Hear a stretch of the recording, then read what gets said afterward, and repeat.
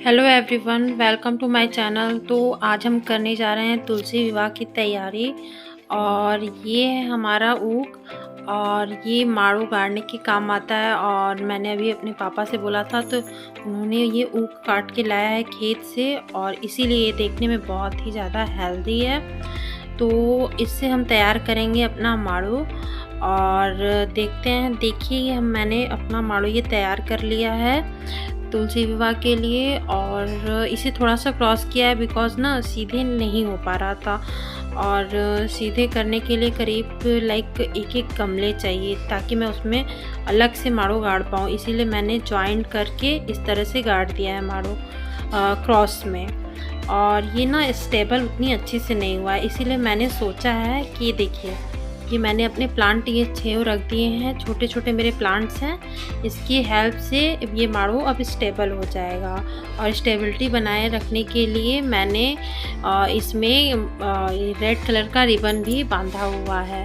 तो इसको मैंने 2 साइड से बांधा है, एक इस साइड से बांधा है और दूसरा इस साइड से, ताकि और भी ज़्यादा स्टेबल रहे हमारा माड़ू और स्टैंड बना रहे और इधर उधर हिले ना, ताकि विवाह करने में कोई प्रॉब्लम ना हो।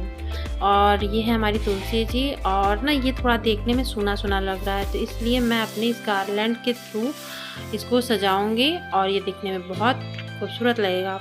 तो ये है मेरा गार्लैंड से सजा हुआ माड़ू और इसका लुक बिल्कुल चेंज हो चुका है।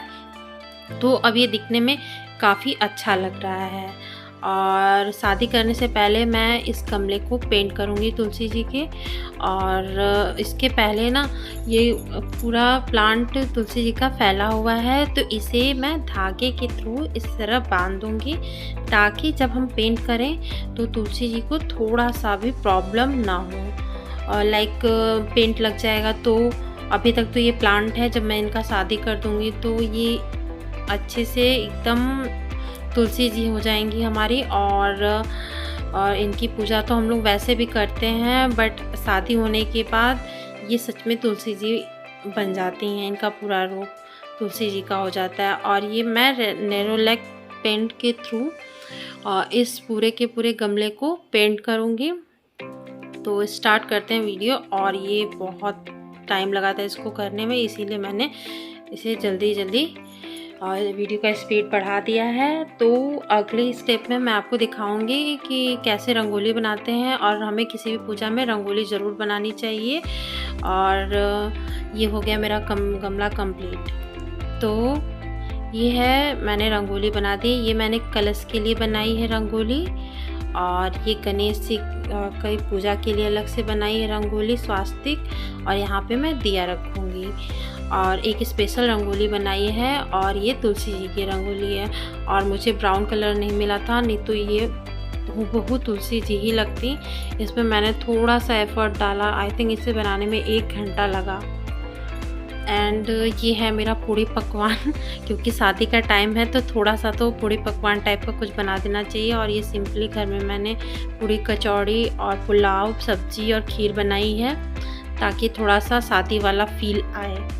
तो मैंने ये देखिए पूरी तरह से तैयार कर लिया है। और अब मैं पूजा करने जा रही हूँ। और पूजा करने से पहले अच्छे से तैयारी हो जाए तो ज़्यादा अच्छा लगता है। तो मैंने शालिग्राम जी को उनकी चौकी पे बैठा दिया है, तुलसी जी को। और जब भी चौकी बैठाएं तो उसमें मौली बांधना ना भूलें। और यह है शालिग्राम जी की मूर्ति, और ये तुलसी जी, और ये गणेश जी की, जिसपे ये तीनों के तीनों चौकी पे मैंने मौली बांध दिया है। और अगर ये चढ़ाने के लिए मैंने चीनी और सिंघाड़ा लिया है।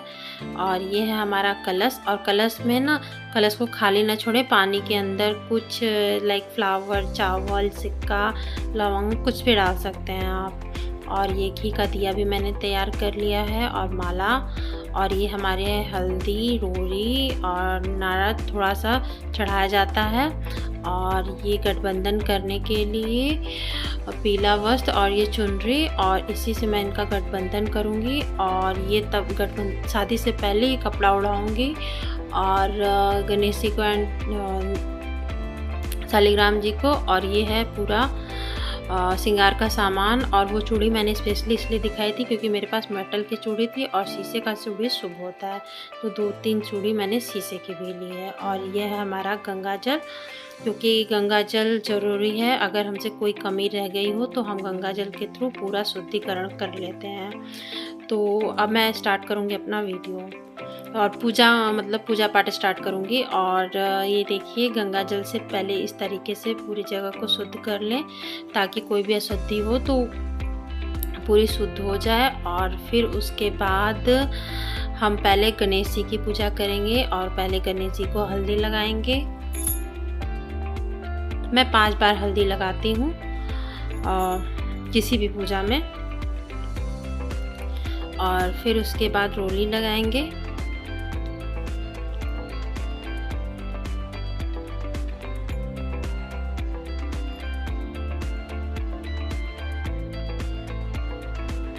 फिर पुष्प अर्पित करेंगे और फिर चावल छिड़केंगे और फिर उसके बाद प्रणाम करेंगे। बहुत जगह एक बार भी प्रणाम किया जाता है और 5 बार भी। मैं 5 बार भी करती हूँ, एक बार भी करती हूँ। और फिर उसके बाद तुलसी माता को हल्दी लगाएंगे। इस तरीके से उनके पत्तों पे हल्दी लगाएंगे ताकि हल्दी वाली थोड़ी सी फीलिंग आए। और शादी कर रहे हैं तो हल्दी लगाना तो ज़्यादा शुभ होता है, तो इसीलिए पत्तों पे भी लगा दें और गमले पे भी लगा दें।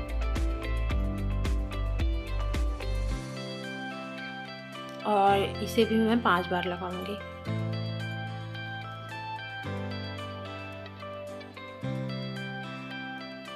और फिर उसके बाद शालिग्राम जी को लगाएं।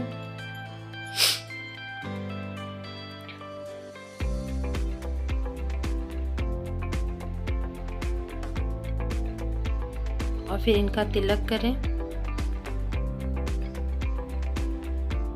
फिर उसके बाद तुलसी जी को रोली लगाएं।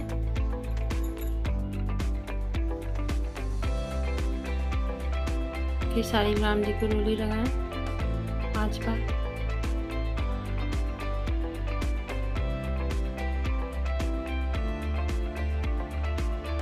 फिर नारा चढ़ाएं, इसे मोली भी कहते हैं, आप दोनों जन को चढ़ाएं।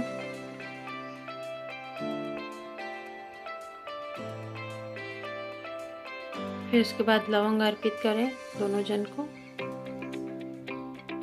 फिर चावल। फिर उसके बाद सिंघाड़ा और मिठाई नहीं था तो मैंने ये चीनी चढ़ाया है। आप चाहे तो बतासा, बर्फ़ी, लड्डू कुछ भी चढ़ा सकते हैं। और फिर श्रृंगार सार का सामान चढ़ाएं और तुलसी जी को कुछ श्रृंगार का सामान पहना भी दें। तो कुछ चूड़ियाँ मैं पहनाऊँगी और सारी चूड़ियाँ उसी गमले में रख दूँगी।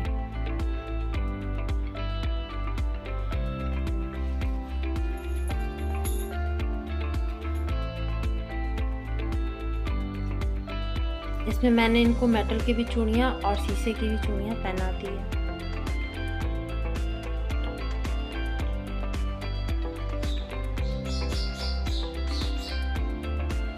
फिर उसके बाद मैं इन्हें बिंदी लगाऊंगी। बिंदी उनके पत्तों पे लगा दूँ। फिर उसके बाद बिंदी और चूड़ी उनके गमले में रख दूँगी और फिर आशीर्वाद दूँगी।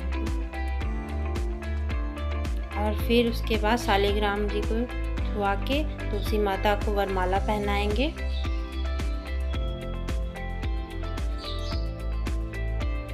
और फिर तुलसी माता को छुआ हुआ वरमाला शालिग्राम जी को पहनाएंगे। फिर पुष्प अर्पित करेंगे।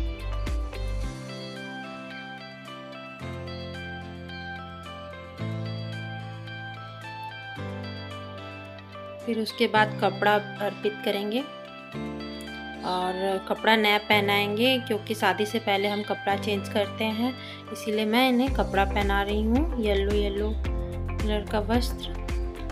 और फिर तुलसी माता को चुनर उड़ाएंगे। गठबंधन करने से पहले ये कार्य करें। फिर उसके बाद चुनर उड़ाने के बाद शालिग्राम जी को भी पीला वस्त्र उड़ाएंगे और फिर इनका गठबंधन करेंगे।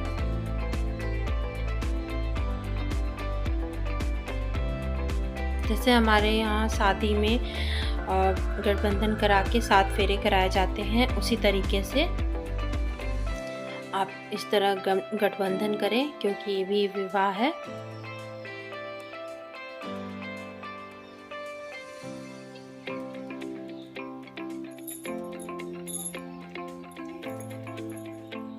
और फिर उसके बाद यहाँ पे मैं 7 फेरे नहीं कर सकती हूँ, इसलिए मैंने 7 बार हाथ फेर दिया है। और अगर आपका माड़ो ऐसी जगह गड़ा है जहाँ पे फेरे ले सकते हैं तो अपने घर में किसी पुरुष के हाथों तुलसी जी की परिक्रमा शालिग्राम जी को कराएं 7 बार। फिर उसके बाद हम लोग सिंदूर दान करेंगे।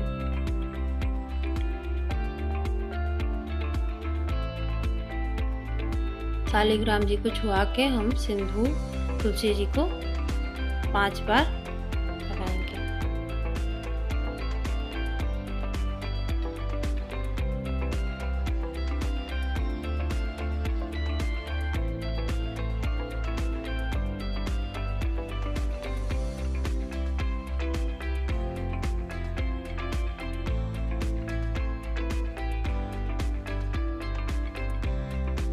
फिर उसके बाद दिया जलाएंगे हम। आप चाहें तो ये दिया पहले भी जला सकते हैं, बट मुझे आरती करना होता है इसीलिए मैं दिया लास्ट में जलाती हूँ। पहले जिस भाव में शादी की थी उसी भाव में आप आरती करें।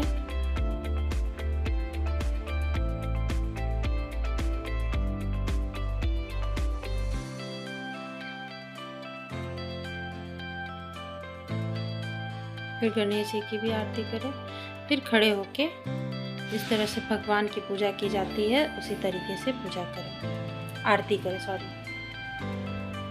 और फिर दिए को अपने स्थान पे रख दें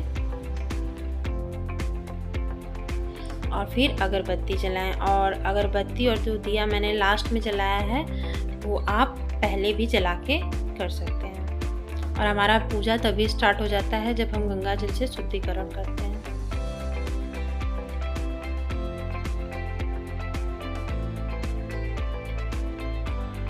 उसके बाद अगरबत्ती से पूजा करें। मैं इस अगरबत्ती को इस सिंघाड़े के अंदर डालूंगी, आप चाहें तो अगरबत्ती के स्टैंड में भी आप रख सकते हैं।